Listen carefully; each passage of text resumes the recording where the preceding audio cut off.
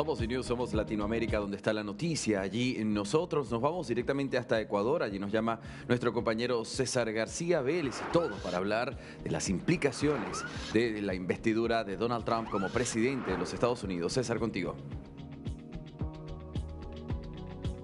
Claro que sí, el mundo entero está girando y observando este cambio fundamental en la política de los Estados Unidos que de alguna manera va a incidir sobre todo en países como Latinoamérica. Ecuador ya ha mostrado sus buenos oficios con la presencia del presidente Daniel Noboa.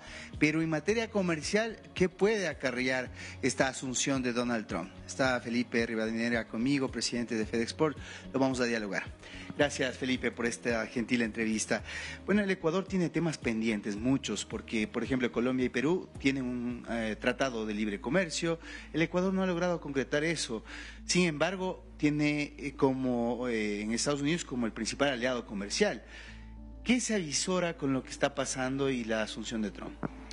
Bueno, César, gracias por la entrevista. Un saludo a todos que nos están escuchando y viendo en este momento. A ver, te diría que no podía haber habido un mejor comienzo posible como el que pasó el día de ayer en la relación del Ecuador con la administración Trump. Es decir, históricamente los Estados Unidos no tenían por norma invitar a mandatarios a la transmisión del mando o a la posesión de un presidente norteamericano. En este caso, el presidente Trump, conociendo su estilo, rompió un poco esa tradición y seleccionó pocos invitados, ¿no? Y que el Ecuador haya sido considerado con el presidente Noboa dentro de esa lista, verle en primera fila en el Capitolio, creo que demuestra esa cercanía de relación que se ha construido con los Estados Unidos y eso es extremadamente importante. Insisto, no creo que pueda haber habido una mejor manera de empezar ese relacionamiento. Por el tema comercial, sí es triste lo que mencionas tú, Colombia y Perú tienen un acuerdo. Hoy día en este año deberíamos estar celebrando los 20 años de la firma del acuerdo comercial entre Ecuador y Estados Unidos, porque nos retiramos en el 2005 y más bien son 20 años de lamentarnos del no haber suscrito por lo que se mencionaron por las autoridades del país en ese momento, y así lo mencionó el secretario de Estado Marco Rubio la semana pasada en la audiencia que tuvo de escuchas ante el Senado, y justo también es algo inédito, ¿no? Que un secretario de Estado que está por asumir se tome unos minutos para hablar del Ecuador, mencionar justamente este error histórico que tomaron las autoridades quienes estaban ahí en ese momento, porque nos ha generado mucha pérdida de oportunidades, de empleo, de crecimiento económico, de desarrollo de nuevos sectores de exportación que a la vez fueron obligados a migrar a los países vecinos. Y claro, seguimos en esta línea, estamos promocionando esta ley IDEA, que es por sus siglas en inglés, significa Innovation for Development Act in Ecuador, que al final termina siendo un nombre muy marquetero, que estuvimos avanzando bastante en el Congreso la vez pasada, pero no sentimos la priorización de la agenda de la administración Biden del parte del Ejecutivo. Ahora los escenarios han cambiado, hay una mayoría republicana tanto en el Senado como en el Congreso, y esperemos que este relacionamiento, que no solo tiene que ir en la parte comercial, tiene que ser un plan de relacionamiento un poco más amplio, ¿no? Es decir, en la lucha contra el narcotráfico, que dependemos mucho del apoyo internacional, no solo de Estados Unidos, sino también de la Unión Europea y de otros países, también la lucha contra la inmigración ilegal, ¿no? Es decir, la migración ilegal, es un daño que genera mucho a nuestra sociedad. Mucha gente es engañada por estas mafias, terminan jugándose la vida, hay niños que se mueren en la selva de Centroamérica. Es decir, es un tema muy muy grave que hay que combatirla. ¿Y cómo se le combate estos males? A través de la generación de empleo, de oportunidades de comercio, y por eso es tan necesario que el Ecuador tenga un acceso preferente hacia este mercado de Estados Unidos, que además es un mercado donde compartimos la misma moneda, ¿no? Bien, si somos más específicos, ¿cuáles son los principales productos que nosotros exportamos hacia Estados Unidos y en cuáles nos vemos afectados al no tener estas preferencias que tiene, por ejemplo, nuestros países hermanos como Colombia y Perú? Bueno, los principales son los tradicionales de nuestra canasta, ¿no es cierto? Está el banano, el camarón, el cacao, que no tienen aranceles, gracias a Dios, pero ya si bajamos vemos las flores, el atún sí tienen aranceles, y a pesar de eso logramos competir, obviamente en desventaja, en desigualdad de condiciones. Fíjate, las rosas nuestras pagan y las flores nuestras pagan un promedio del 10%, mientras que Colombia no lo paga, y así todo prefieren mucho la calidad del Ecuador.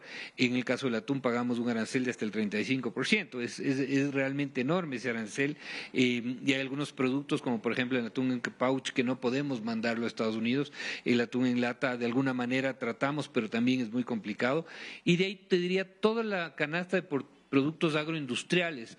Aquí tenemos del brócoli, que por ejemplo no lo podemos mandar, y si lo mandamos muy poco porque paga un arancel del 15%. Entonces, ¿cómo compites con un brócoli producido, no sé, en Centroamérica, en Guatemala, por ejemplo? Es prácticamente imposible. Y hay otras industrias que, como te mencionaba hace un momento, que ya no se generan aquí, que se han ido a otros países, como por ejemplo la producción de alcachofas, de espinacas, de espárragos, que ahora lo hace el Perú. Y yo te diría que hay una gran cantidad de productos agrícolas, la madera, los textiles, en las partes industrializadas, que tratamos de mandar a Estados Unidos y competimos, la cerámica, pero que no tenemos un arancel beneficioso. Te diría que el promedio arancelario es de un alrededor del 25%, y ahí es donde está la oportunidad, ¿no? Nosotros tenemos calculados, siendo muy conservadores, que perdemos alrededor cada año por los aranceles una oportunidad de exportaciones de casi $300 millones.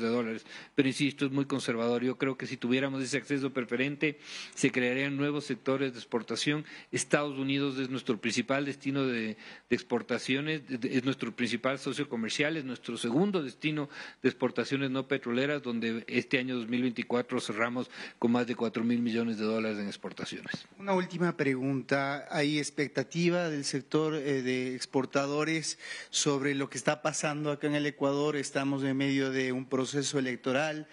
El cambio que puede haber ideológico, la posición ya se sabe de otras tiendas políticas respecto a Trump.